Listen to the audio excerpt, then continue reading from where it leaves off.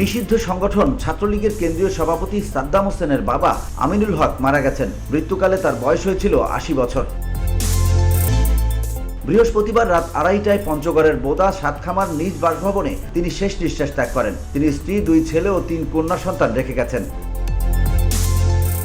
পারিবারিক সূত্রে জানা গেছে, মরহুমের নামাজের জানাজা শুক্রবার বিকেল ৪:৩০টায় বোদা উপজেলার ১১ মাইল প্রামাণিক গোরস্থানে মাঠে অনুষ্ঠিত হবে। এরপর পারিবারিক কবরস্থানে তাকে দাফন করা হবে। প্রসঙ্গত, আমিনুল হক দীর্ঘদিন ধরে বার্ধক্যজনিত রোগে ভুগছিলেন। তিনি Boda pilot high school and কলেজের তৎকালীন প্রধান শিক্ষক আলহাজ আলাউদ্দিন আহমেদের চতুর্থ সন্তান ছিলেন।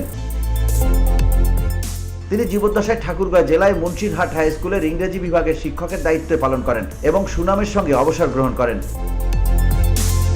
VOD Bangla news desk.